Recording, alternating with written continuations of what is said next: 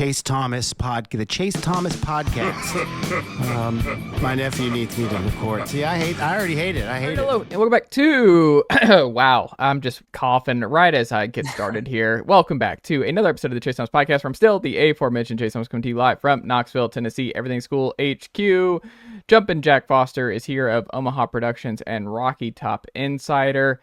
Pirate Jack, how are you doing, sir? I'm doing well, Chase. Great to be back on here with you this week. It's been a great week, and quite a bit to talk about today. Of course, we'll hit some football stuff, and then massive series ongoing for Tennessee baseball right now. Are you a person who, because for the good folks watching on youtube.com/Chase Thomas podcast, they're saying Jack's going glasses today. Are you someone who can function without any corrective lenses out in the open? Because I used to be able to, and I was telling my wife this the other day, where I'm like, there is now, I'm not wearing them right now, but there is, because I'm nearsighted. Yes, it's nearsighted when you can see far away. And now I'm not at a point, man, where I used to be able to still drive with like regular sunglasses and still see some squint my way like Seinfeld. I was spotting raccoons up and down the street, and now I'm not that. Now I can't do it.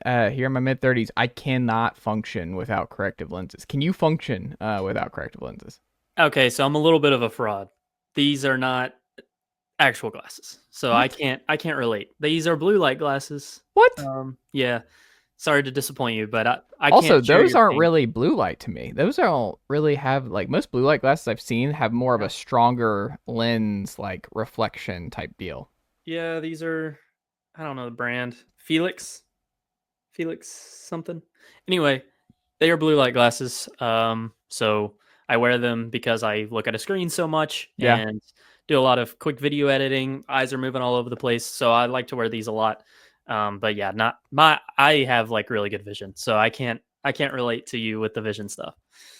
Wow. Well, I mean, that's good. Do the blue light work? Because I've gone back and forth on whether or not to add that to my prescription.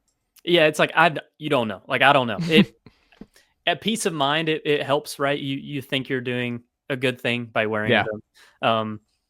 But I can't lie to you. Like, if I worked a whole day without these on compared to a day I worked all day with them on, I would feel the same. But I'm like, hey, it's better to be safe than sorry. So everything says that, wearing blue light protector is better for you. So why not? I actually just got a screen for my phone that is blue light blocking. So I put a screen on, new screen on your phone that just kind of sticks on there. So. Man, he's going all in the blue light craze. Well, yeah, it also, just like I said, I look at a screen so much, have headache issues, so yeah, it can only help. Whatever you can do, man. Speaking of whatever you can do, whatever Tennessee can do to get back to Omaha is something that's on the minds of every Tennessee baseball fan as we're taping this a few hours before Tennessee takes on the Arkansas Razorbacks, where I got a refresher in terms of like how bad it's been for the Vols in Fayetteville historically. And I think Tony Vitello is like 1-9 against Arkansas as Tennessee's head coach, something like that, which is kind of wild. I would not have said that before.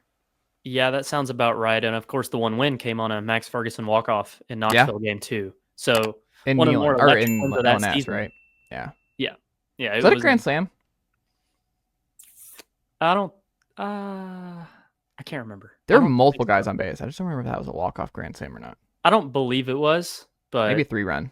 I wasn't covering the team then either. I was just, in my freshman year watching. But yeah, it was electric though. It was a great moment. That in game 2, Vanderbilt, when Evan Russell went nuclear. It's funny, like those two games, of course, from a Tennessee viewpoint, they will be, but those two games are very memorable, and Tennessee lost both of those series that year. Yeah.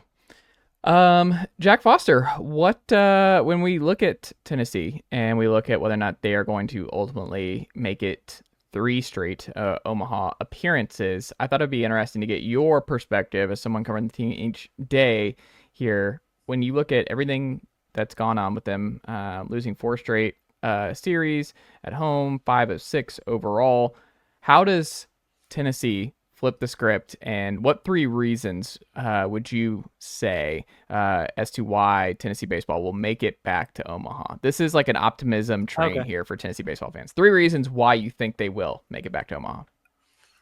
Okay, interesting. you get really consistent production out of 6 guys in the lineup. Mm-hmm. Top 4, I would imagine Dean Curley's a part of that. And then it can be a Chapman or a Peebles. It can be just a 6th guy. I'm not really married to anybody there, but 6 guys are very consistent all throughout the postseason and, make this Tennessee offense a threat. That's number 1. Number 2 would be you just stop shooting yourself in the foot. No more errors. Like, okay, maybe 1 or 2 here and there, but you just have to cut down on them. I don't know if Marcus is just going to all of a sudden prevent other teams from running at will on him. I think that's just kind of something that Tennessee's going to have to deal with if they want to pitch Marcus Phillips in a lot. But beyond that, you can't. Your margin for error is so thin. So there just can be no more infield errors. Catcher's got to be really good trying to throw runners out. Can't be sailing throws into the outfield. That would be number 2. And then number 3, you got to look at the bullpen. And I think if I was to just single out one person, it would be that Nate Snead returns to late 2024 form, really all of 2024 form, and is just lethal out of the bullpen in late game spots and can do extended relief. But you rarely, probably never get a bad Nate Snead outing if Tennessee is going to make Omaha. Like, that is pretty mandatory in my opinion. Yeah, I think that's fair. I mean, the 6 stuff is like, I think your first reason is the most realistic. Would you say of the 3? Maybe not. I guess.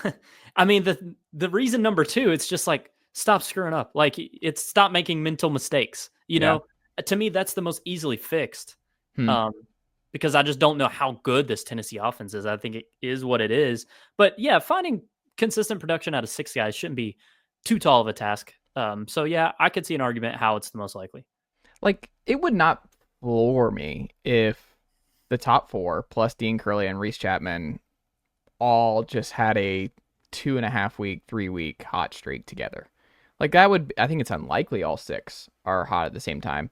Yeah. But would I be totally floored if the top 6 just really came together and figured it out? I mean, they all have the talent for the top 6 to do that.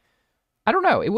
That would be the best case scenario, right? Like, and then 7, 8, 9, you get whatever and you just take it for what it is. But if you can get 1 through 6, I mean, that's enough to power this staff if they can go longer. I mean, part of it's like they got to let Tegan Kuntz cook. Like, that's a big part of it. Yep. Liam Doyle, you know what he is. And then Marcus Phillips, the Marcus Phillips thing just sucks because he's been really good. Yeah. And it's just such a weird, unique problem. Like, this is just, it's insane because you can't move him around. It's not, I forgot who I was talking about this earlier this week of like, it's not a Burn situation from a couple years ago. It's not even AJ Causey situation from last year where you're like, okay, he's for whatever reason, the first inning, there's just like a middle blocker or something, but then he just settles in and he just blows through 6 innings and you snap your fingers and it's inning number 7. This is totally different because you can't move him to the bullpen. Like, you can't move him as a late in. Like, his issue in particular is the worst kind of issue to have late in games when things are tight. So it's like, you don't really have an option. And also Marcus Phillips has been really good outside of that thing. Like, Marcus Phillips is a success story in a lot of ways for Frank Anderson and Vitello this year. But it's just that one thing is so bad that it clouds everything. And it just, I don't know. Like, it's such a weird thing that I don't know how that gets fixed mid-season though with the high kick and everything. So everyone's like, he's got to be better about it. But I'm like, sometimes when he's trying to be better, like, they miss throws. Like, Fisher misses it at first and then he's moving on. So it's like, even when you try, it's like, you're going to just be a little nervous, I think, as long as Phillips is pitching for Tennessee, because runners are going to get on sometimes. But I don't know. I don't see how that gets cleaned up on May 15th, right? Yeah, I'd agree. I don't see how he just all of a sudden snaps out of it and is suddenly good. So you got to figure out a best way to manage it. And you said he's been solid. He has. Like, he's been Tennessee's second most effective pitcher probably in SEC play. And then you see when there's an outing no one gets on, like LSU, he shoves. Yes. So I really don't know what to do with Marcus Phillips. I'm glad I don't have to make this decision because when a leadoff hit by pitch turns into a leadoff triple, that's just you can't win games like that. So yeah, I don't think he can go to the bullpen.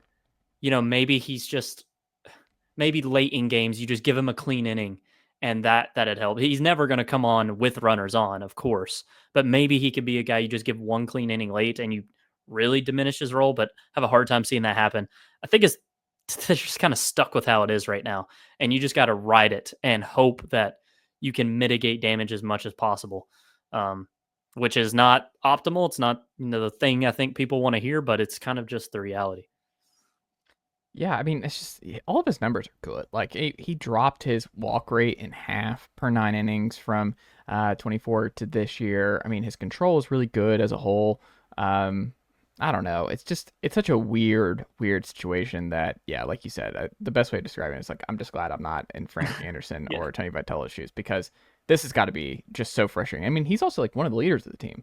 So it's just, I don't know, man. I have no idea. And you have to be so careful with Mark. Like, we'll see. Maybe he's back next year. I don't know what that looks like. I would doubt it.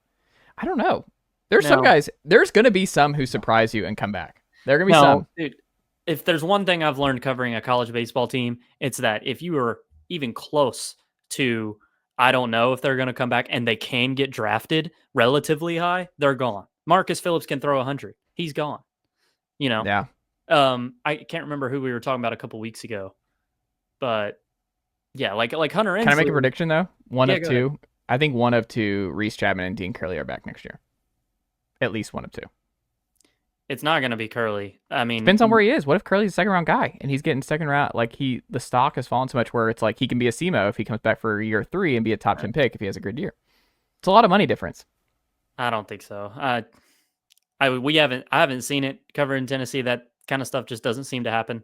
And pitchers, it happens way less. Like, yeah, well, pitcher I think is a bigger issue. Like, I think pitcher is just like you just never know, like the AJ Russell type deal. Like you just can't risk it. It's like if you're healthy and can go to the minors and you're picked in the first 12 rounds, go for it. I mean, like guys like Martin McLaughlin pitchers. and Will Mabry left. Like, Mabry was much better, but I'm just saying guys who could have had larger roles of the following left.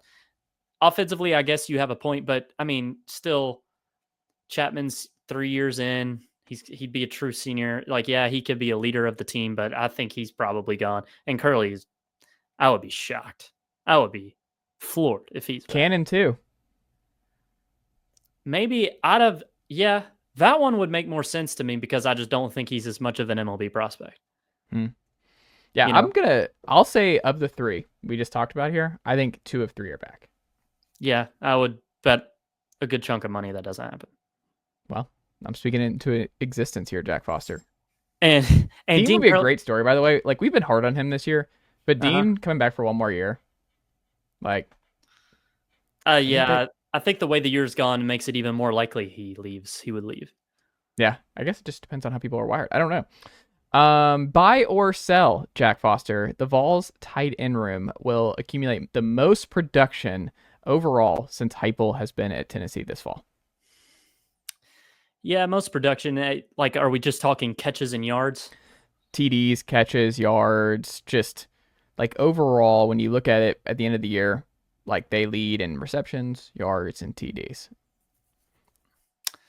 Well, yeah, I don't know if they'll lead the team or anything like that. But you're saying other years. Yes. Yeah, it's just dependent on Ethan Davis. Like, that's it, in my opinion. So if he's takes a huge step, which I was high on him last year, if he takes a big step and is a real receiving threat, then yeah, I think so, because as long as Kitzelman's healthy, you know what he is. And I think you've seen 3 guys who are kind of good in the red zone, sure-handed, good program guys. Like, Castles was here 1 year, but he was kind of fits that mold. Of course, Jacob Warren did. And it feels like Miles Kitzelman is like that, but a better player. Like, I think Miles Kitzelman is just a better football player than those guys. Maybe Castles was a little more versatile, but when it comes to playing the tight ends position, I think Kitzelman is just a bit better than those other 2. So you have the safety blanket with him. You have the young upside of the freshman, and Ethan Davis has all the tools to break out and opportunity. A lot of times in years past, Tennessee's tight ends haven't had as much opportunity because the receivers are good. This year, not the case. So Ethan Davis has all the opportunity in the world to take a massive leap forward and make this turn into a yes for the tight ends having the most production in the Heupel era. Yeah, I'm gonna buy this. I think, like you said, I don't even think Miles. I think Miles Kitzman's the second best tight end. Heupel's had. I think it's still Princeton fan, and it's pretty. Well, Princeton was a unicorn. He was But kind of not even a tight end. we're gonna throw him in tight end. Like I'm Yeah. qualifying him I as mean, a tight end. I don't know if he's still on a roster, but he plays. I think he's on the fullback in Cowboys NFL. still, right? Yeah, I mean, he's P squad if he is, but yeah, still he's a fullback in the NFL. So I miss Princeton fan. I wish Princeton fan had like a yeah, he's listed as tight end for the Cowboys. okay. But Princeton fan was just, like you said, unicorn, but also just such a great red zone guy. Gisman's good. And like you said, it'll depend. It seems like he's ahead of schedule and will be ready to go week 1 against Syracuse, which will be huge for them. And Ethan Davis is all the talent in the world. Like going into year 3 here, I'm a big Ethan Davis guy like yourself, and have high hopes, but I also just think they have so much, like, here's how I most foresee Tennessee's passing game / just production playing out here this fall, is that I think there is obviously talent in that 7-man rotation potentially at wide receiver. There is obvious talent there. Mm-hmm. The problem is, and what I've said on this program week after week, and I think this is something that fans miss, is that yes, if you could turn injuries off, I would worry less about this room. Like, if you could turn injuries off and just promise me 55 snaps a piece of Brazel, Matthews, and Staley, sure. Like, I think it could be pretty okay. Like, I think you could be all right there, especially if Matthews has a breakout year. You're probably in pretty good shape there. The problem is that has never happened at Tennessee. Guys get hurt. They're going to play a lot of snaps. Like, Braylon Staley was forced into a situation as a redshirt freshman to play 50 snaps in the college football playoff game against Ohio State. People forget that they were so banged up. Squirrel was so banged up last year. I think Nimrod was banged up in that spot. Like, they had to go to Braylon Staley in that spot. You look at Brew McCoy, like, he was getting ready to have a breakout year in 23, and then that horrible injury that he has against South Carolina, he's gone. Cedric Tillman breaking out in 2022, he messes up his ankle in the Akron game, and he's never right for the full year. Like, that's not how this works. Like, I would love to turn injuries off, but that's not how this works. They're super thin there, and I just don't think it's realistic to expect somebody not to get banged up here and to miss some time, because it's football, and it's part of the deal. So I'm just penciling in that like, they don't have the depth to be able to do what they want to do going forward this season at least. So I think you're going to see a heavy 12 personnel set again. I think you're going to see a lot of 2 tight ends on the field, similar to what you saw in SEC play last year. But I just think you're going to have better options than you did a year ago. I think Holton Davis was kind of a bust. He just didn't really end up fitting what Tennessee wanted to do. Ethan Davis is a much bigger pass catcher potential there. And then you have just some really interesting freshmen, and Deshaun Brame and Jack Van Dorselaer. And I think there are too many options. And I think my gut is Tennessee's going to go very heavy tight end again this year. And you're going to see some really good performances from Tennessee's tight ends. And I think they're going to also have to, because the receivers, they just don't have enough bodies. Yeah, no, that's the best point to argue for Ethan Davis having a huge season and these tight ends having big years. And another thing, I'm curious to see what happens. I have not done enough Joey Aguilar homework. I know he's kind of like a full sender quarterback, like grip it and rip it, like YOLO, makes a lot of mistakes, has a solid arm, but I don't know how much he likes to throw across the middle of the field. And when you look at Tennessee's wide receiver room, it feels like the least amount of upside is the slot and just the underneath kinds of stuff. So maybe that'll help. Of course, Ethan Davis can field stretch, but maybe that'll help tight end targets just in this offense overall as well. Yeah, I mean, I think we'll see how much Boo factors in at slot, because I think he's a weapon over the middle. If that's with his, and Braylon Staley, I think is that guy. I think Braylon Staley has that potential too. Like, I think he's a different kind of slot guy. But he's still an unknown, is what I'm getting at. Right, he's just not a burner. What I'm saying is, like, I think if Braylon Staley is going to really cook in this offense, I think it's going to be a lot of that crosser type stuff. I don't think he's going to just be a Jalen Hyatt, just go and beat people with his speed. So if he's going to thrive, I think it's going to be a lot more of that kind of stuff. So final thing here, Jack Foster, buy or sell. This has been, I'm amazed at how passionate of a response this has been all week, but this is like, I don't know if I wish there was a way to like quantify this, but it feels to me like there's almost as much vitriol or like response to Tennessee potentially leaving Nike for Adidas as the Nico saga was a month ago, because were like, wow, this is kind of insane, the response and just everything that's happening. Like, this Adidas stuff is just like taken over Tennessee Twitter and the Tennessee fan base, and everyone has a very strong opinion on this Jack Foster. So I ask you, Adidas or Nike, and if you had your pick of brand sponsor for Tennessee athletics, who would you pick? And anyone's an option in this scenario. I will take Nike pretty clearly. But I will say I'm not like Vol Twitter in that I have a super strong opinion on it. I really don't. I'm not. That's just never something I've been big in. This is ruining people's days. Yeah, people are pissed. Like, they're mad. And it's kind of surprising how mad they are. I'm with you. But yeah, I'm going to take Nike. You just look at the recent, or not recent, but you look at the history of Adidas uniforms, at Tennessee, and I'm just taking Nike. I think Nike does a better job, and I would roll with that. I think Nike is like, some fans are overlooking some misses here. Like, Nike's getting too much love, and I'm literally wearing a Nike hat right now. The Nike new Tennessee baseball uniforms are atrocious. I think by and large, a lot of Tennessee's baseball uniforms have been bad. I'm not a fan, really. The creams are obviously elite. Okay, so yeah, what others do I you mean, hate? the pajama smoky grays are really bad. I don't mind the smoky gray. Terrible. F. I think the black Vols is okay, I guess. That new orange they don't even wear, like that they had for this group. Yeah. The new version of the cream is just like, what are we doing? And then like the jerseys that they wear like every Friday with Doyle are atrocious. Like I can't stand those. Who cares about the jerseys though?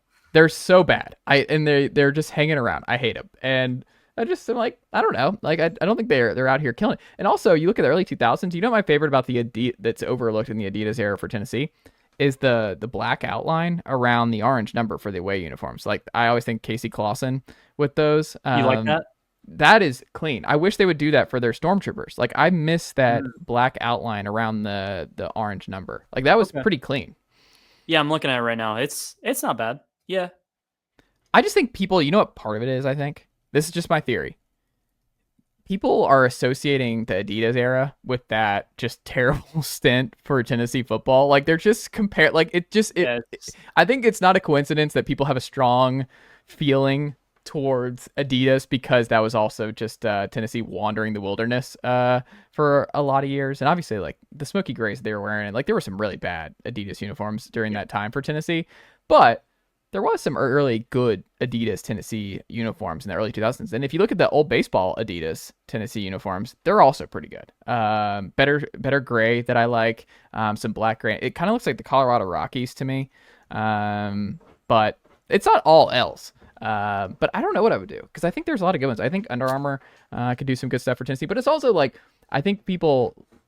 Like, Texas A&M is the worst case scenario, right? If you switch to Adidas, because their basketball uniforms are horrific. So you don't want to go down that road. But Miami's Adidas and Miami's uniforms look good. Miami's slick. Kansas, their Adidas, they look good. They look good. I don't have any problems with it. Arizona State, I think their uniforms are fine. So I think it's just a little bit of, man, I remember 2014, 2013, and just I think it's days. Like PTSD from that era, and they don't want to be reminded, because they're like, we turned the page and we're good. I'm like, but also, like, I think it'll be all right. Like, it shouldn't ruin your Thursday afternoon, folks. Like, I don't think it's going to be that big of a deal. Yeah. I mean, that's just how, fans will fan about that kind of stuff. And of course, uniforms are a big topic, but yeah, I'm with you. It's not that big of a deal, but I'd rather the Nike I just like the Nike more. But if Tennessee makes a change, hey, I'm not going to be Well, you're also like, I'm surprised you're going to bat for this. A company guy here with the Tennessee baseball uniforms. I thought I would get an honest answer out of you on Tennessee baseball. But Jack, you're making some excuses here. You do not like the pajama smoky grays. Yes, I do. I think they're fine. They're probably going to wear them tonight, and they're going to look good. I don't know what's wrong with them. They're just ugly. And like the orange, the smoky gray on smoky gray, it doesn't look good. It doesn't look good in baseball uniforms. And the new orange those are atrocious. Yeah. I'll give you that. But I don't mind the new cream. I think do you like the jerseys? The new cream jerseys. No. The jerseys. The cream are okay. They're like a C. They're fine. But you didn't need to mess with it because the old creams are perfect. Yeah. Yeah, I mean, but they still wore the old creams this year too. But why don't they wear them more? Like, I don't know. Like, do we even see them in the postseason? No, typically not. It's been just day 3 on LNS, but not as of late because, they're just like, wear black as much as possible because we won the World Series with it. So Tony's very superstitious. Someone is. I think it's probably Tony. Well, we also didn't wear the black for a while this year, right? And then they brought it back. Like, how many weeks did they go without it? I think they wanted to save it for the postseason. And then when they started being bad, they were like, oh, well, hey, black jerseys save us. And, they've helped maybe a very little. Did they? I don't think so. I don't think it really matters. I don't think it does either.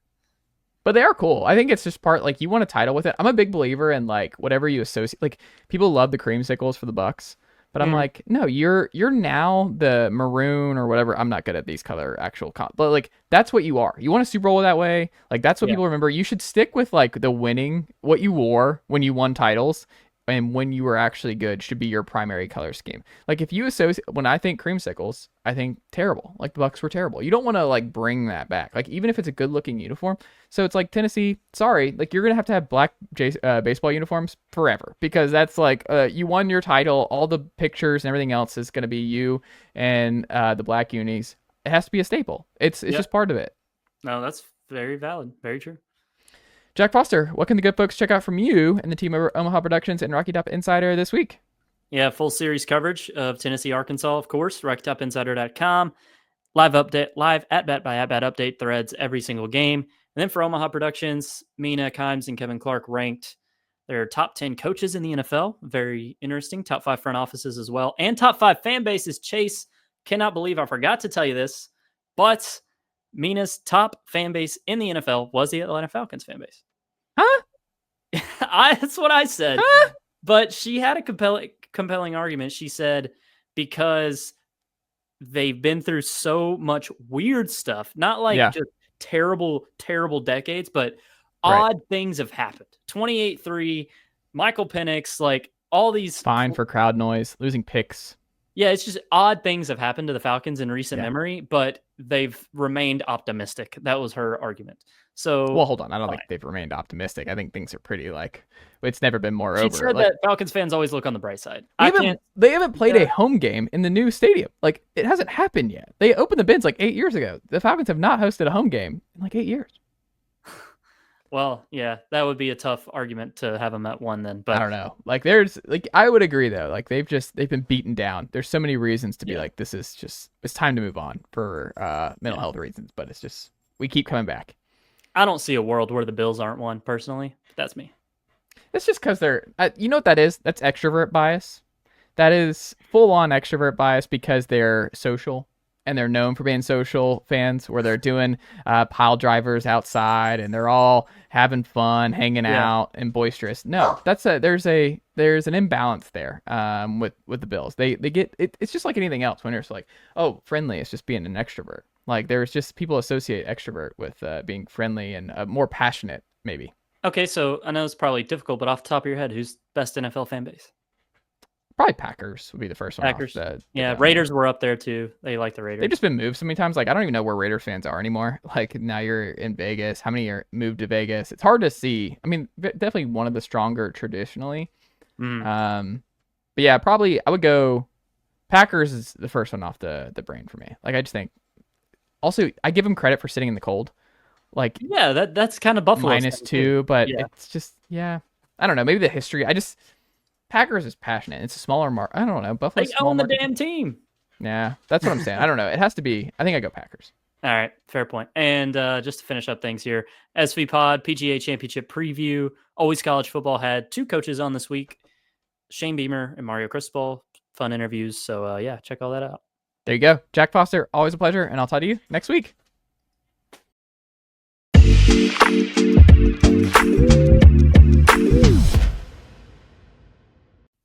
All right, welcome back to the Chase Thomas Podcast, where I'm now joined by a first-timer Gatlinburg-Pittman's own Tyler Williams. Tyler, good afternoon, sir. How are you? Doing well. It's always a great day to be a Highlander, and appreciate the invite. Happy to come on and talk football.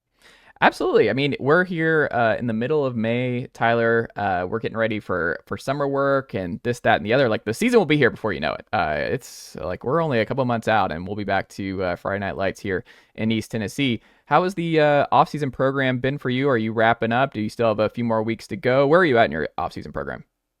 Okay, well, we're actually finishing up spring practice. So we had a great off season. Of course, I'm a big weight room guy.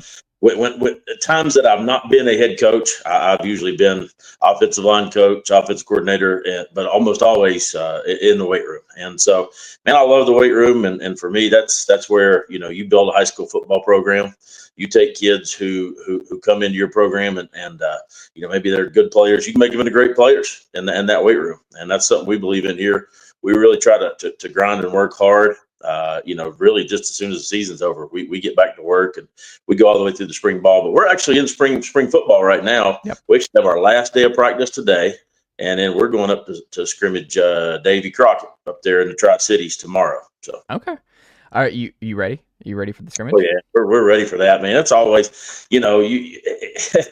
seasons are great, and when you're a football coach, July through November is rough on you and your family, and trying to find free time and just a little bit. So, as much as I love football, enjoy that off season, but man, when you get into March, you start thinking about the next year and how you're going to put that team together, and watching your young guys grow and trying to find the next guy, the next group of guys, the next position, whatever you got to do. So, it's always a lot of fun, and it gives you just a little bit of a taste of what's coming for the next year. So I think it's nice for the kids. I know a lot of schools up north, a lot of states up north don't have spring football. I could do without it, but on the other hand, since we have it, it's fun and I enjoy it. And we try to, not try to make it too serious, just, install our base stuff, find the next group of kids that's going to help you out that year, and all of us just get a little bit of a taste. Do you kind of have like a good rhythm and routine and schedule for your off-season program at this point, or do you still tinker with things a little bit? Tinker with it a little bit. I'm always a little bit of a tinker, but usually that's based on what do my kids need. Do I have a group that's lagging behind in a particular area? And we will tinker a little bit, but generally I have what I like to do planned out. We try to train the whole body. We are going to be big into plyometrics, big into speed and agility, big into stretching. And then we are going to hammer trying to put weight on those kids. Most kids in high school, I mean, you get kids worried about being too big and too muscle bound and stuff like that. Man, that's almost unheard of. It really is. For most kids, it's just trying to put weight on them. I mean, especially, here we're a small school, barely over 400 kids. And so, you get kids in here, you got receivers at 140 pounds. You're trying to put weight on linebackers that are 155, 160 pounds. You're just trying to get those kids some muscle on them. We call it body armor. You got to have body armor to get through a season. I tell those guys all the time.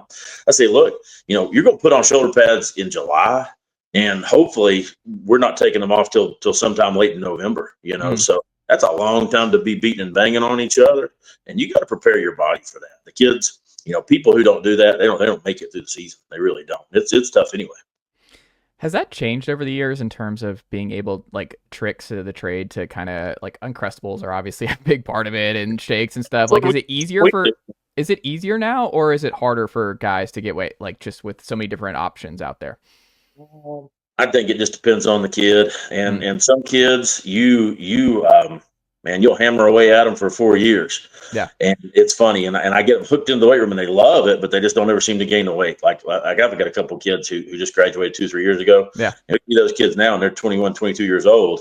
And they're like, holy cow, I wish you looked like this when you played for us. I mean, they grew into their body. And some of it is just time. And some kids just don't do it until they get in their 20s and don't really, get big and stuff like that. But for some guys, it just depends on the guys. And some kids are really dedicated. I mean, I coached down when I first started coaching high school football. I coached down in Florida, and we had this defensive end who he was a good defensive end. He was about 6'6", but he was just naturally about 220, 225. And he wound up signing with Mississippi State. And they said, hey, we love you, but here's the deal. Man, you got to put on 25 pounds before you get here. You can't come in here at 220. You just can't do it in the SEC. So, we put that kid on peanut butter and jelly sandwiches. I mean, he literally ate 12 a day. I mean, He hated them, and he really did. It was brutal. I mean, this was force feed, but he didn't give up. He did it. He stuck with it, and I'm gonna take when he got down there, he was 250. Goodness gracious. Yeah, my football career ended after 8th grade, coach. I was 5'10", 130, and that was just like there's the way I did all of it. Like some of it's like you're fighting your metabolism, your genetics, and it was like I'm 140, and I'm 5'10", 140, and I'm 34. Like it's just I don't know if it's ever going to change or ever going to slow down, but I did all of it, and it still just never mattered. And it was one of those where A lot of it is genetics, man. Yeah. I mean, I came out of high school, so I played at UT. I was a preferred walk-on at UT, and so I came out of high school. I mean, I was kind of a naturally, because I was 3-sport guy. I played basketball, baseball, so I was kind of like naturally like 220, 225. Now I wasn't ever going to stay that weight. Yeah. As I got older, but I didn't lift much too, and that's part of why I like the gym. Now I wasn't into lifting back then, and when I got to college, I saw how far behind I was. But so for I see people as all kinds, So for me, man, when I started eating and lifting, I got big. It was easy, man. I blew up. But I saw other people. I saw people that I played with at UT that were better players than me, but we had an offensive lineman at the time that was 270 and struggled to be 270. Now he was strong enough, fast enough, all that kind of thing. So it's just it is interesting to see, and people's different body types, and then some people even when they're adults trying to pack up. I got a good friend of mine, of course, Derek Ring, Coach Ring, coaches out of Oak Ridge. He coached here at GP, and he was actually the one who brought me on here to GP, and I came in and worked for him as O-line coach and special teams coordinator. And we ran the weight room together. Coach Rang loves the weight room too. And of course, kind of body opposites, man. He's one of those guys. He loves lifting. And, he would come in there and he'd be like, I just don't know what I can do. I can't, I'm trying to bulk back up. He'd be eating McDonald's and Doritos and drinking all this stuff. And I'm sitting over here eating my tuna salad sandwich and drinking water and working out. And I'm like, I'm just trying to get under 300 pounds, so different body types. Yeah. It's interesting. And you got to figure out, what people's body types are. And sometimes you just got to work with what you got too at a level. Like our offensive line at GP this year is not going to be very big, but they're strong. They're athletic. I think our biggest kid's probably going to be 250. And the next biggest one there on the offensive line is probably going to be 230, 235. So they're not very big, but they're going to be strong. They're going to be athletic. They're smart kids. They're going to be where they're supposed to be. They're going to be blocking somebody. So, like I said, high school football, most of us, you just kind of have to, especially really at GP. Now we're blessed here. We've got great facilities, great community support, great financial support from our county and from our city. But, we're still a rural small 3A school, really are. And so, you go through cycles with what you got. I think in a couple of years, I'm going to have some big linemen. But and a couple of years ago, I had some big linemen. Right now, I got some smaller guys. So we're just going to go with what we got. And you try to get them as strong as you can. And you try to bulk them up a little bit so they can make it through that long grind of a football season. And you try to, get them to be the best football players that they can. Does that make it hard, numbers-wise, and just with the offensive line weight fluctuation, to have a consistent scheme and to be able to have a traditional install spring and summer, and just knowing, hey, that like size and that kind of thing is just we're not gonna be able to block and do some of the stuff that I would like to do some years that we can't do other years? Like, does that change, make it harder? You do have to change a little bit sometimes, but in general, that's why I'm of course, every coach got what they believe in. And some coaches say, I'm a zone guy, and you can still do this with small linemen. I get it. I used to be kind of a zone guy, but at this point in my career, I'm a gap scheme guy. So we run the old power scheme, which, you're blocking down, you're kicking out with like a blocking back, a tight end, a snip, or whatever you call it, and you're pulling that guard. And then we run the buck sweep, where you pull both guards and you're blocking. Now we do it in multiple formations, and we run counter. And so for me, that's all. Of course, I've coached about everything. I've been spread, inside and outside zone, under center wing tee. So I've done a little bit of everything. And but to me, the gap schemes, it's angle blocking, it's double teams. So if you're double team, I'll tell a guy, say, hey, look, that defensive tackle there, he may be 290. But if my guard is 200 and my tackle's 235, well, we still outweigh that guy. Yeah. So if we get our hips together and we get lower than he is, we come off the ball faster than he does, we're going to move that guy. So I believe in those gap schemes because I've had big linemen in his worked. I've had smaller linemen in his worked. You got to have in football. You kind of got to have answers, and sometimes the answer is they crowd the box too much and you throw it, and sometimes is they overload the strong stride and you got to run weak. So there's always answers in football, but I'm a gap scheme guy, and I think it works with whatever kind of lineman you have. What was the biggest challenge you had last season? We had a young football team, and of course, it had been a little while. I was a head coach previously out in Middle Tennessee. I was in Cheatham County, just north of Nashville. I moved back home. Of course, my family's from around here, and so we moved back to Sevier County, and I've been here for several years. And so taking over as a head coach, we had lost early the year before, and we're had won 10 football games, got to the third round of the playoffs, and we just had graduated some really good players. We had our quarterback had gone to VMI. We had a linebacker and a tight end who had gone to Wake Forest to play linebacker with me. And then Carlos Orr was a wide receiver who went and played at Illinois. And, of course, he's in the transfer portal right now. But obviously, for a school our size, unbelievable talent that year. Yeah. And had a really good line, had an all-state lineman that year. We graduated some really good players. So it was just a young team, and we didn't have a lot of seniors. And so that was – and then to boot on top of that, so, started a quarterback 2.5 games. He got hurt, had to start another quarterback, had my starting running back was banged up. My backup running back was banged up. Had a couple of linemen who were banged up through the season. So, man, we lost a starting cornerback with a broken leg. Young team, lots of injuries. So that was a challenge, just trying to stay next man up. But for me as a coach, I'm one of those guys. I think this is offensive line background. I'm always thinking about what am I going to do when this guy goes down? What am I going to do with this guy goes down? Who's our next? So I believe in getting the backup guys reps and having them as ready as can be with still getting your starting units enough reps ready to play football. That was definitely the challenge last year. I'm very fortunate that I've got a lot of really good experienced coaches, and I had even though they were small, had a good hardworking blue collar senior class. So, we were able to win 9 games, get back to the third round of the playoffs. Of course, we ran into the same roadblock that everybody had run into in Class 3A the last 10 years. Not anymore.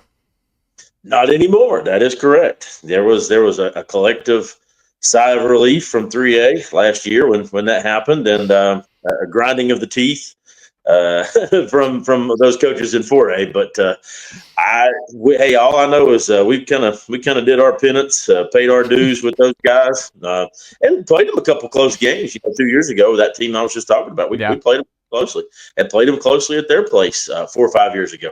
But I mean, it's just unbelievable what Coach Nix and Coach Rankin before him had done over there, and unbelievable football pro. Man, I don't know. I know there's some good teams in 4A. I don't know how anybody slows them down there. They're unbelievable. But we're looking forward, and I'd say there's quite a few other football programs in East and Middle Tennessee that are looking forward to a wide open Class 3A here in 2025. Absolutely. Knowing what you know, going 9-4 last year, knowing what you know now, what would you tell yourself before week 1 about, just one piece of advice you would tell yourself?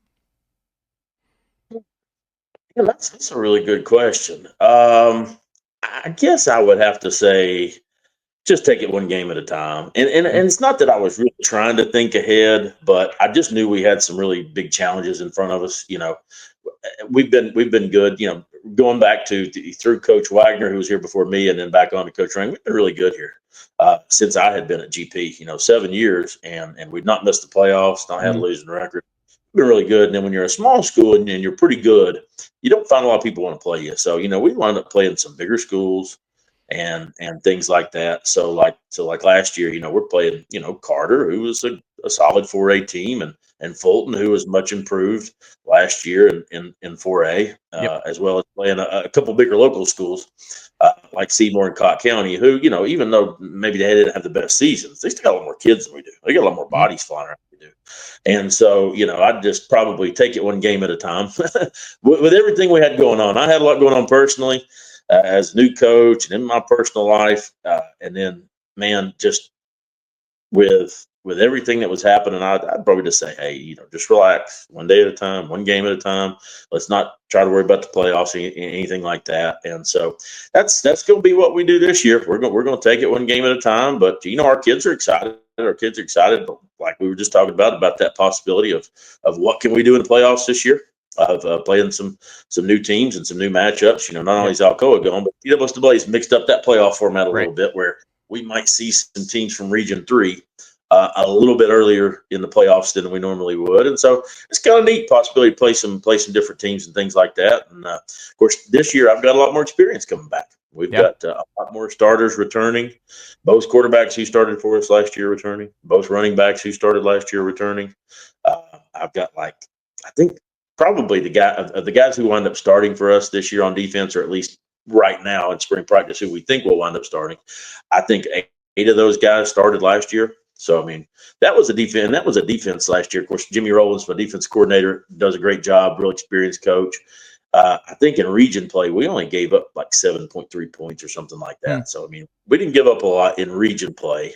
And so to have all those guys coming back, basically all our linebackers who started are back, we feel good about this year's team. We're excited. I'm excited for these kids. They've worked really hard. They've gotten stronger, and we're just interested to see where it goes from here. We get a little taste tomorrow at Crockett, so I'm eager to see how that goes, and then get back to work for the summer. It seemed like you figured something out after Johnson County, right? Like, what flipped for your team? Was it just hey, experience and just getting the reps, and then you finished kind of strong there in the second half of the season? Did you notice anything that was different about your team from that game on? Well, we figured out that we're a team that's not going to be able to just roll out there and everybody's going to run from that GP on the side of our helmet. Yeah. And I think that was the deal at Johnson County. Of course, I will give our kids a little bit of grace there. That was a game that was supposed to be played earlier in the year. We had the floods happened here in East Tennessee, and they were greatly affected by that. We were sympathetic. 2 of our region opponents were very much affected by that.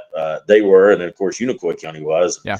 We tried to be as good to those folks as possible, get outside of the game for a little bit and try to be sympathetic and everything. But so the only way we were able to reschedule that game, fortunately, we both had the same off week, which was our fall break. So we had to reschedule that game for later in the year.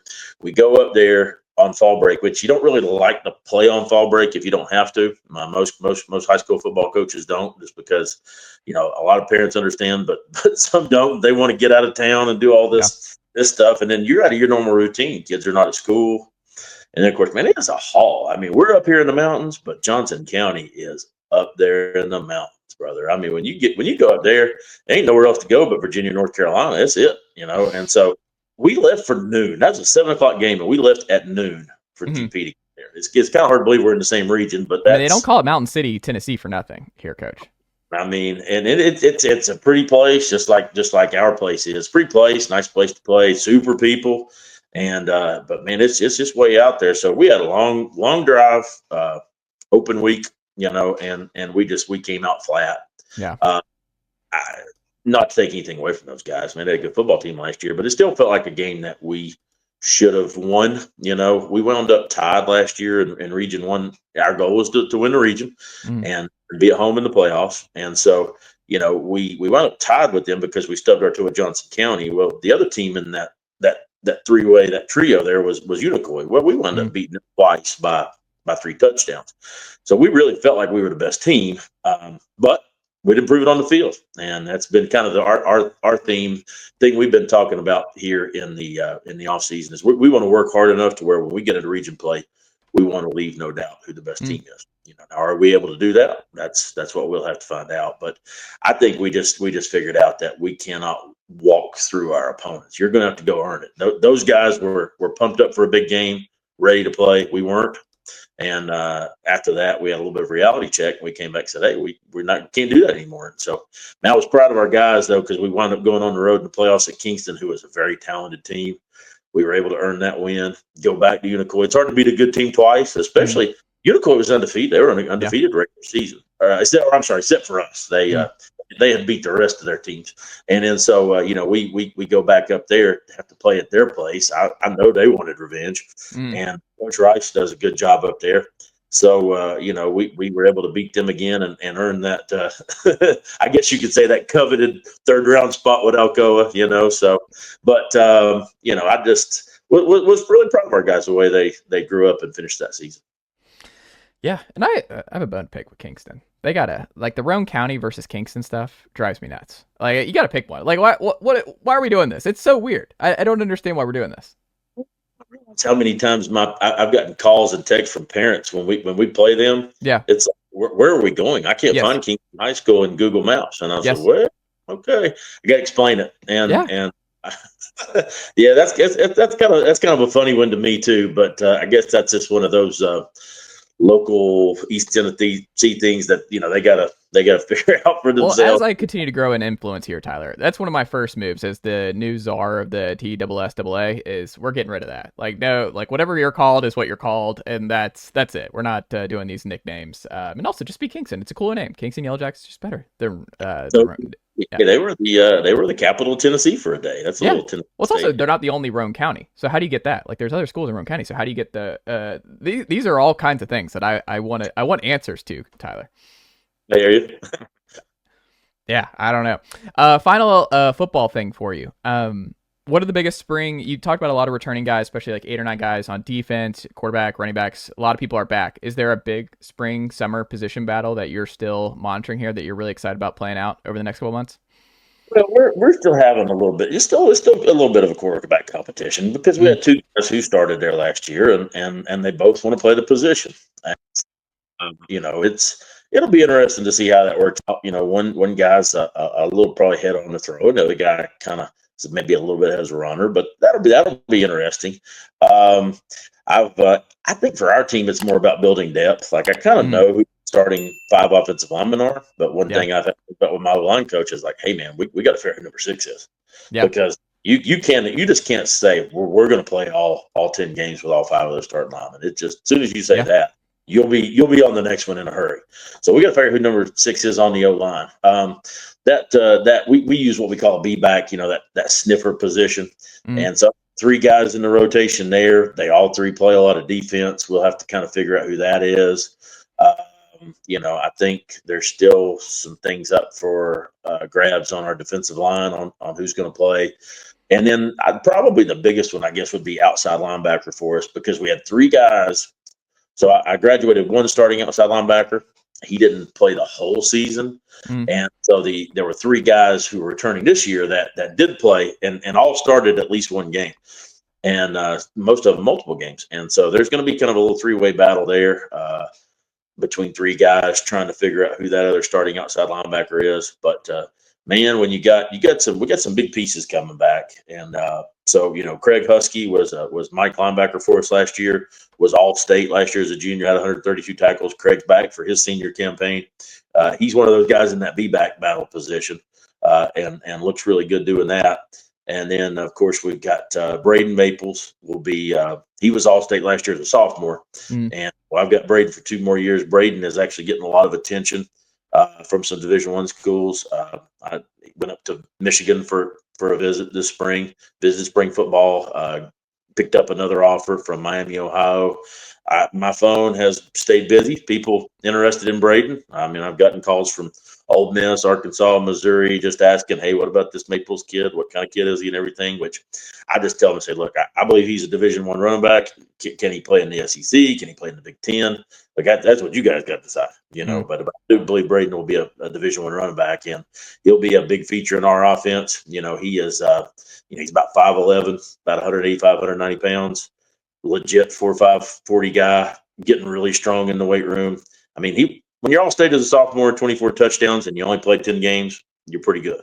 Yeah. So we're looking for big things for him, and I think the amount of attention Braden will draw in the run game will open up some things for our 2 quarterbacks coming back in the passing game. I love it. Couple quick non-football related questions for you, Tyler. Yeah. Gatlinburg-Pittman went viral on Twitter. Was it a year ago or 2 years ago with the black bear on the field? I don't even.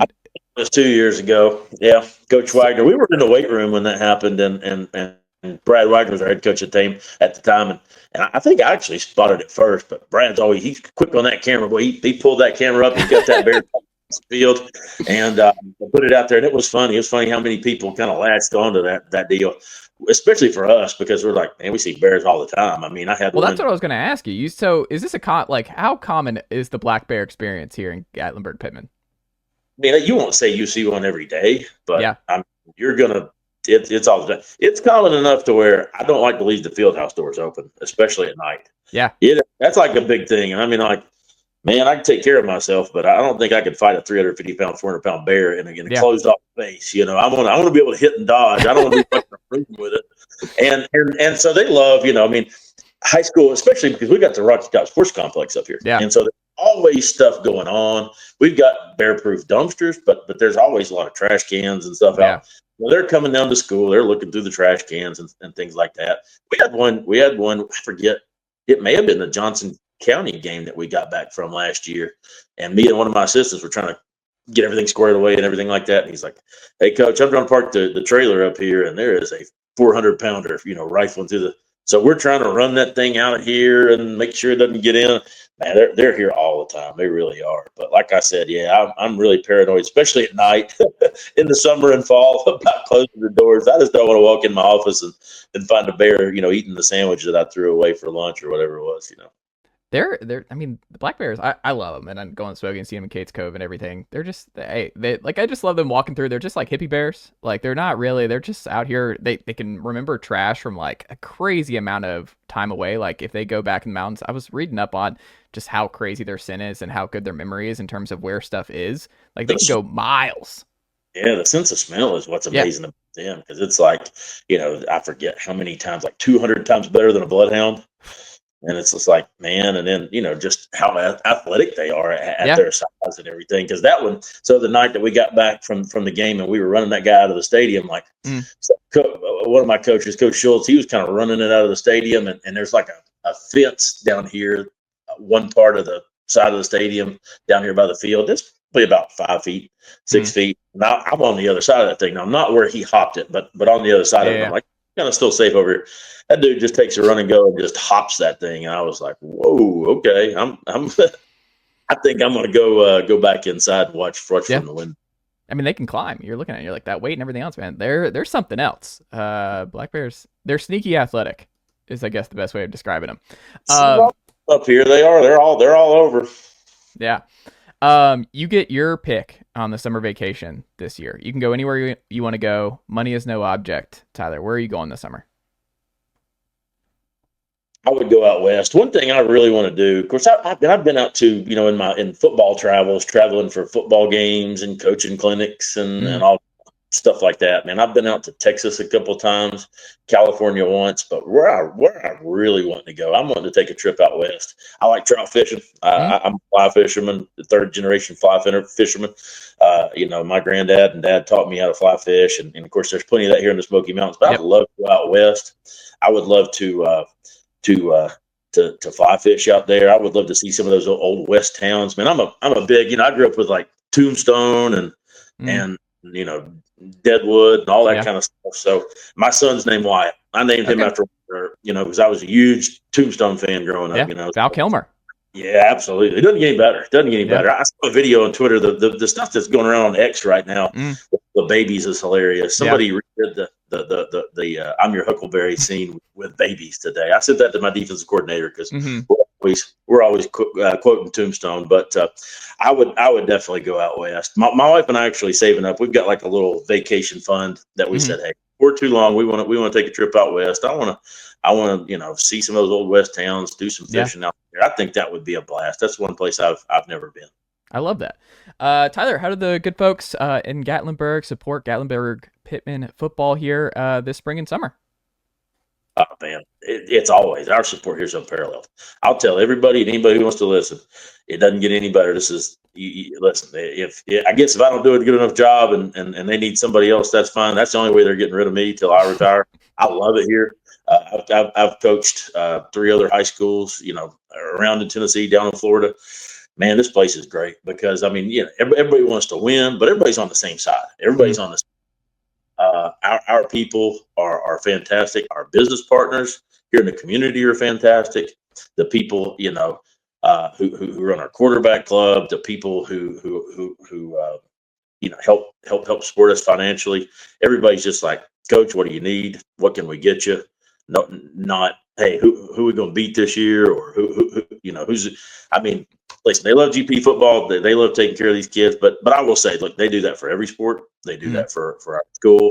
And that's why we've got a great school. I mean, we are a top-notch academic school. And we're good in every sport across the board. And so, I mean, our people in the community is a big reason why. They really are. I mean, it's fantastic. Can't say enough good things about them. And too many to name. I mean, everybody's that way. It's like, you can't go like, well, these guys do, but don't go to that group there. Man, it's churches, it's businesses, it's city officials. We've got great support. Really do. I love it. Tyler, keep up the great work, my friend. Good luck tomorrow. And we'll have to check back in here in a couple months when we get ready for preview season. It'll be here before you know it. And get ready for Gatlinburg-Pittman with no Alcoa in 3A. It's a brave new world here for everybody. We'll take it. We'll take it this year. So I appreciate you putting me on. Always loving talking GP football and just whatever. So I really appreciate it. And thanks. Yeah, just give us a shout anytime. Awesome. Thanks, Tyler. Appreciate it.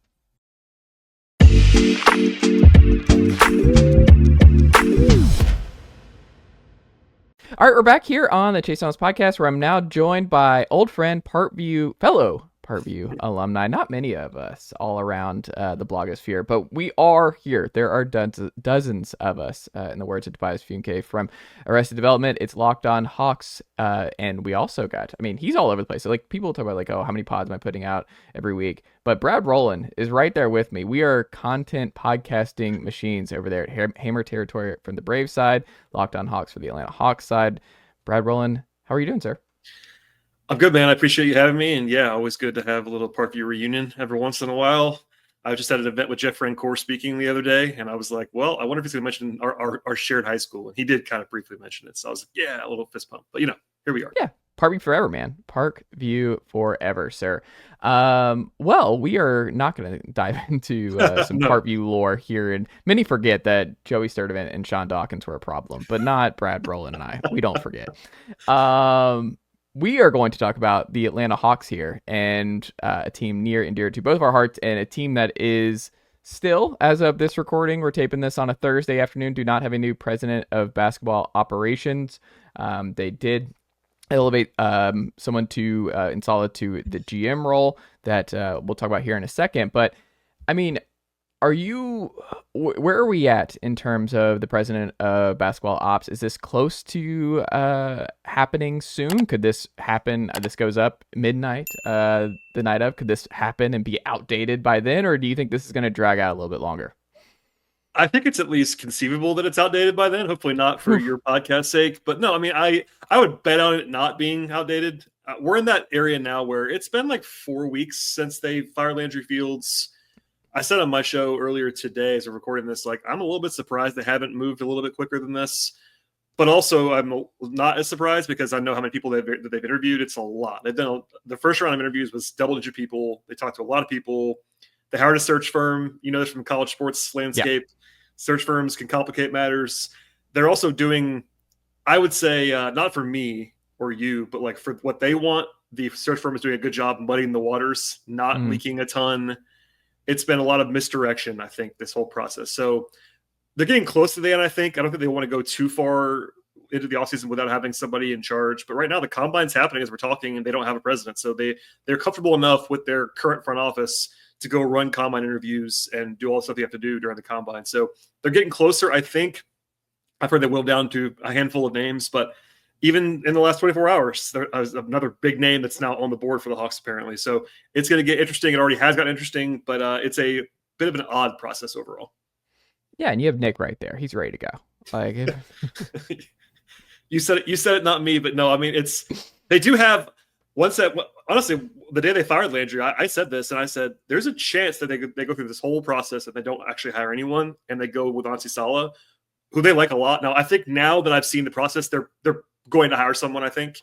Yeah. But honestly, they trust, and I think he's really, really good. And they might not want to go with another like super young guy. Like Lander got the job like 33 or 34 years old. Honestly, he's like 35 right now. That might be part of the reason why they don't want to hand it over to him. But I think he's more than qualified to, especially run the current operation. Like in May, like they're okay. And Nick Ressler jokes aside, like they have all kinds of people there. Kyle Korver's still there. They have a front office that's functional right now. It's just that they have to. Well, I shouldn't say have to. They want to try to add to it. Well, and then what a world we're in now here in 2025, where a president of basketball ops across the border in Toronto is like getting, if you poll Hawks fans, when you look at some of the names, they're like, I'm not sure if I want Masai Ujiri as the new president of basketball ops, if that's a possibility. And it's like, the guy won a title, and I understand that they're in a it's been bad, and I think you could say that they've been kind of stubborn in this rebuild, I think, in Toronto, and just fighting the current, and look, I get it. You come up with a title. Like, it's complicated what's going on in Toronto, but now they're just bottoming out. They're just a bad basketball team, and I think they're going to be bad for a while here. But is that enough to get them to jump? But it's also like, you go through the history, and I was looking back, and like Masai's been, you have the New York stuff, the DC stuff. It feels like Masai is the new, who's like the guy who always every cycle is like, he's talking to so-and-so. He might be, he's doing an interview. His name pops up every cycle. It's almost like the Gruden rumors at Tennessee, where it's like, this is the year, or Mike Gundy is going to be it just feels like Masai's not going to leave. Like, at this point, I need to see it to believe it, that Masai Ujiri is actually going to seriously entertain stuff. But I do love the Hawks fan sleuthing that, like, the three names with Ferry, Masai, and then Giannis's agent are the big three. And it's like, oh, we're going full Charlie Kelly from Always Sunny in Philadelphia, where it's like Pepe Sylvia. And that's just what it feels like with the Hawks right now. They all want Giannis. Like, that is something that's kind of interesting to me, is how much Hawks fans are tying this all to, oh, they want to go get Giannis. And also, Hawks fans, I think, by and large, want to go get Giannis. And I might be alone here, but I don't think I'd be very careful going down that rabbit hole with Giannis and Trae. But what do you make of all of that? Yeah, it's interesting because Masai is the last 5 years of Masai Ujiri. If you just started it 5 years ago and went to now, he would not have the reputation he has currently. But the time before that does matter. Like, he had been an executive for 10, even back to Denver. He was the lead guy in Denver. He did a good job there. Like you said, won the title with his guys. Like, I know that there's another guy that the Hawks have interviewed, Calvin Booth, technically was a title-winning GM, but if you look at the timeline, it was really Tim Conley's team. He did a couple things to it, to be very fair to Calvin Booth, but it wasn't like his team he built from scratch in the way that Masai kind of built that title team. That he should get credit for that, and does. And it's kind of weird, the messaging. I definitely understand a little bit of the shrug. I will also say, of the names that have been reported that I've heard, like, he is very clearly the most accomplished, person. Unless you want to get into Bob Myers, who was never really an option to my knowledge. Like, I don't think he has any interest in the job. So, like, you're comparing Masai Ujiri to agents or people like Monty McNair or Calvin Booth or Danny Ferry, who hasn't done the job in a decade. Like, I think Masai, while I would agree with you, the last 5 years have not been great. I think if you can get that guy, at least talk to him, you have to talk to him. That makes total sense to me, even as somebody who's not been over the moon. In fact, they've been pretty low on what they've done in the last 5 years. Also, it's under contract. To your point about him flirting with other teams, that has happened in the past. The interesting thing that Mark Stein reported, and this, like, president of basketball, salaries in front office people is really hard to figure out in contracts, but it was reported he's entering his final year of his deal. That makes it more plausible to me. Once you get to the final year of contract, you don't want to live on an expiring deal as a coach, manager, front office person. You can do it, but it's like, oh, that's actually, if he had 5 years left on his deal, it'd be like, he's not going to leave. There's no way. And also, if he did leave, you have to, like, trade for him. That's the thing. If Toronto wanted to put up a stink, you had to, like, compensate them to get him to leave, which I don't think they're probably going to do, just to be fair. But all that said, the tie to Giannis is funny, especially the two names that Stein reported on Wednesday grouped together of Saratsis, who is Giannis' current agent, and Masai, who's always been tied to Giannis, is interesting. I think the pursuit of Giannis is fascinating in that I don't think outside of Atlanta, I don't think anybody's putting the Hawks on the radar for Giannis. That's my feel. Now, it doesn't mean they can't do it. They do have the assets. They have the young players, and they don't have an overwhelming stock of picks, but they have enough probably to get it done if they want to get it done. But all that has to happen is you have to have Giannis want to go there, because I still don't think, and I might be wrong, but I don't believe Milwaukee is going to trade Giannis somewhere he doesn't want to go. I just don't think that's going to happen. I think that all the dominoes have to get there. I think they're not going to trade him unless he wants to be traded, number one. And number two, given that he is a franchise icon, I would be surprised if the same GM and everybody that's already been there this whole time would turn around and say, you know what, Giannis, we're sending you somewhere you don't want to go. I don't want to see that happening. So he kind of has to be on board to some degree to go to Atlanta. And yeah, I think you have to call. Like, I am not someone that says you trade everything that's not nailed down for Giannis and don't think about it twice. I'm not at that point. But he is at that level of player where you have to have the meeting. You have to have the call. Like, he's, to me, still a top 3 player in the league right now. He is going the wrong way age-wise, which does matter. But he's only 30. Like, it's not like it's going to go away right away. And he's at the level where you have to try to think about it and offer a competitive offer. That does not mean you trade everything nailed down. There is a little bit of nuance there that people don't want to get into. It's like, do you want him or not? Like, okay, yeah, you want him, but do you want to trade Dyson, Zach, Jalen, and all your picks? No, you don't want to do that. So there is. Well, this is why the Hawks deserve a lot of credit for not doing the DeJounte Murray trade. So they have this huge hoard of assets that they could do for a Giannis type deal in this particular moment, right, Brad? Listen, I'm wrong a lot about a lot of things. I did not like the DeJounte Murray deal when it happened, and I got yelled at a lot for saying it was an overpay. Yeah. I think we know now it was an overpay. But to their credit, so that no one yells at me, the second DeJounte Murray trade, sending him away, was an absolute heist of a deal. So they did kind of pull out of the abyss. They're still not in the greatest position overall for assets, but they are back to like a normal position, whereas they were like way, way, way below normal position just before they acquired Dyson and 2 first-rounders for DeJounte. So overall, it was still a negative set of transactions. But you love Dyson. I love Dyson. And also, I love Dyson Daniels. Dyson Daniels is an absolute delight. Like, I enjoy watching Dyson Daniels play basketball.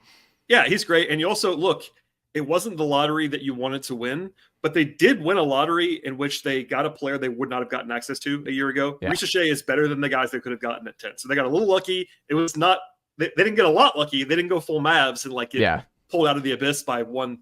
God, that's the most Hawks thing too. Just the one. I mean, Ricochet's a role player. He's fine. Like, he's better than I thought he was going to be. I think he's going to be really – honestly, I think he's going to be very, very good. But in a way – what is very good though? Well, like, is he ever an All-NBA player? No. Yeah, I don't think so. But very, very good. Like, everybody wants a 6'9" two-way forward. Like, I think he's going to be more like a top 40 player in the league than a top 15 player in the league. Yeah. But that's a really good player. Like, that, he's not going to drive me nuts like DeAndre Hunter. Well, yes. But also, and not someone that you would have gotten, again, not to overstate the lottery luck, but they would not have gotten access to a player like Ricochet if they had not gotten lucky in that lottery.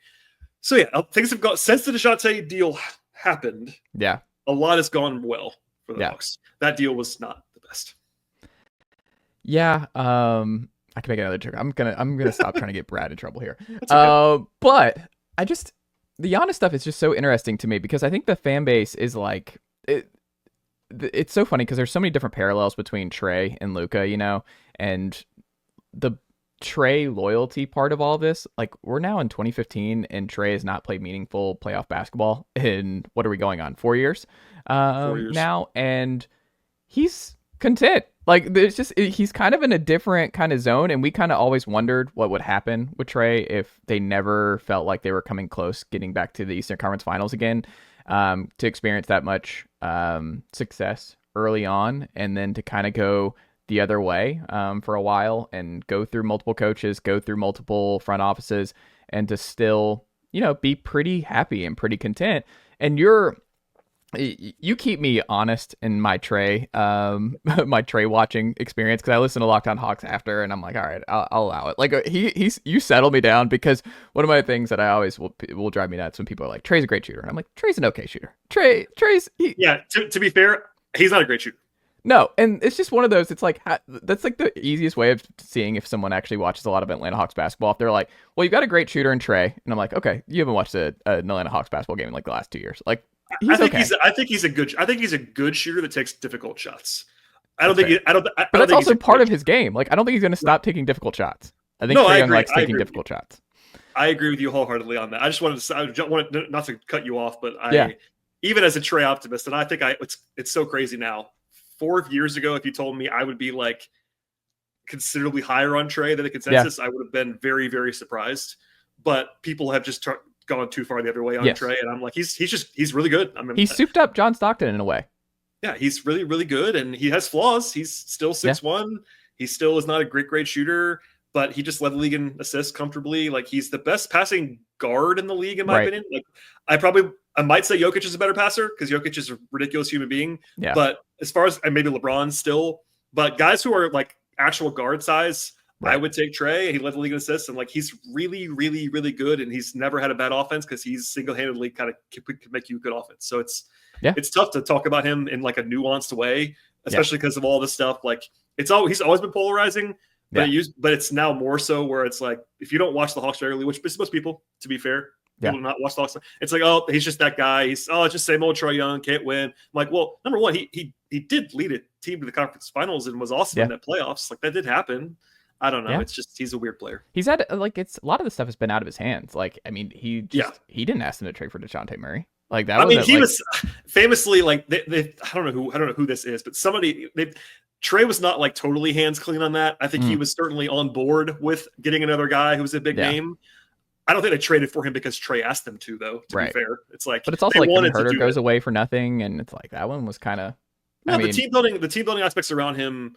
This is a whole different podcast we don't have to do, but like, they just have not built very well. But hey, now they're building better around him. I think having Dyson, Zach, and Jalen, like, that's like the kind of triple wing forward trio you'd want with Trae. A bunch of guys who can defend. They're all long. Like, they're doing a better job with it. But certainly I would place a great deal of blame, however you want to put that, on ownership on down to like not building the team around Trae very well. And that's where they're at is so fascinating to me right now, Brad, because whoever they bring in as a new president of basketball ops, they need to be okay. Like, in my estimation, like they somehow, against all odds, they found a way to like have a core that like you could be excited about here for the next couple of years. And it all stems from Trae being okay with this. And if Trae is okay with this, and you've got him signed up here for a couple more years, then, because I mean, the timelines are not perfect here. When you look at the age of Zach, you look at Jalen, and even Dyson to another extent. Like, and Onyeka, you talked about in your program where you consider him a core guy. Maybe other people don't, but I mean, he's on the fringe. Like, he's on the fringe, but he also had a great final. A great final moment. Like, Onyeka was unbelievable in the Hawks final game there and against the Heat, and that was like the whole Trae experience. By the way, is everyone's going to forget Trae's clutch bucket at the rim to send it to overtime, and they're just going to remember the defensive miscues on that final Heat possession. They don't remember, like, it's just, you don't get both. Like, Trae is just always me polarizing because I'm like, they don't get in that moment without Trae. Like, Trae, he's a great closer. I like him in the half court in tight spots. He's a great playoff player. Like, I think Trae is now in a lot of senses underrated by a lot of Hawks fans, but I do look at this core, and now whoever they bring in, I'm like, I hope that they are the same kind of believers in this four at least.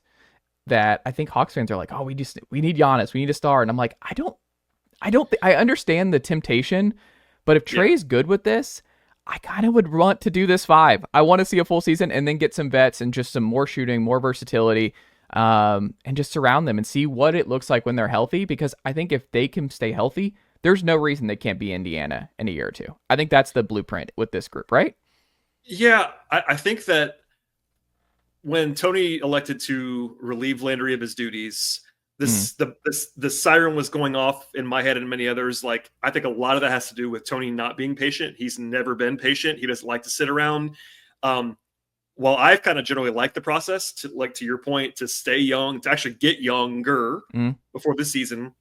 I said it a lot, but like, people were disappointed by this season. I can't figure out why. Like, I know why. It's because they were 500 or whatever they were at the end. But if you like look just a little bit of nuance and say they intentionally got younger, they got 2 first-round picks for DeJounte, they got Dyson, Jalen got hurt for 2/3 of the season, and they still made the postseason without adding any veterans really at all. Like, they did a really good job this year. But Tony, I think, is not satisfied with that. I'm not saying you should be satisfied with it in general, but I think Tony is someone who is a little bit more impulsive and wants to win more sooner rather than later, which is basically this season. That's the kind of, I won't say it's a threat, but I think I'll be surprised if they don't go be proactive to some degree, because I think that's what ownership wants, to win more this year.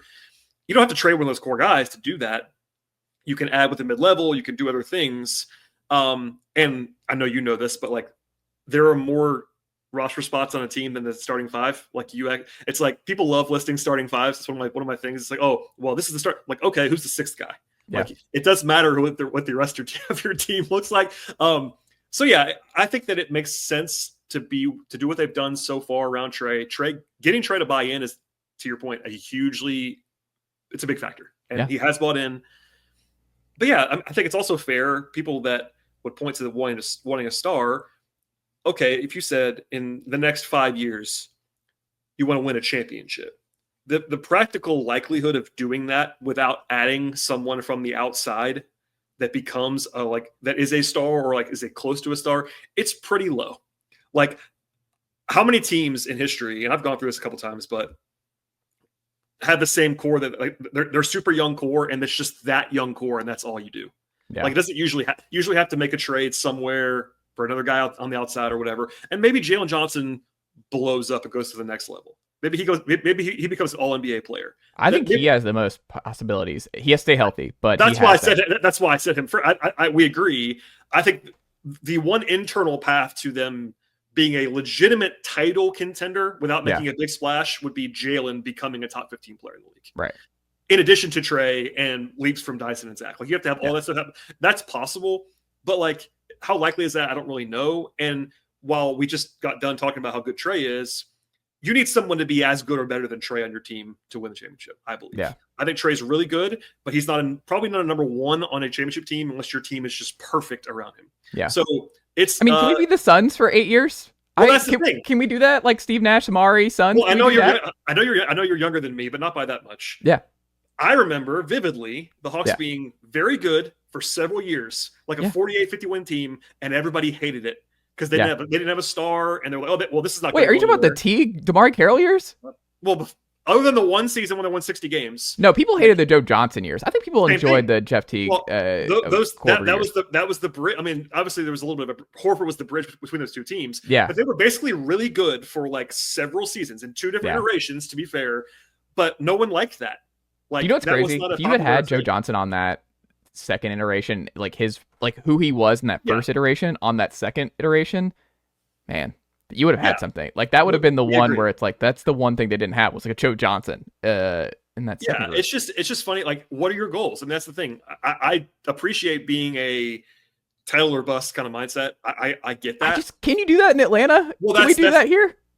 Of course. I'll actually get to that. It's like, I get people thinking that way, and if that was your sole concern, you have to take big swings and all that stuff. But like, for me, there's nothing wrong with building a 50-win core, and hoping to get some breaks. Because look, this is not popular to say, but there are only 5-ish guys at a time in the league who are like clearly number ones on a title team. Yeah, like there are 30 teams. Like, you can't have those guys. They don't grow on trees. Like, they just don't. And Trae is not Giannis. Trae is not Jokic. But Trae's the best player they've had since Neek. It's been 40 years almost, 35 years. So like, it's hard to find those players. And I mean, if you use the Pacers for right now or whatever the example is, there have been the Grizzlies, grit and grind Grizzlies, all these teams that were like really good for a while.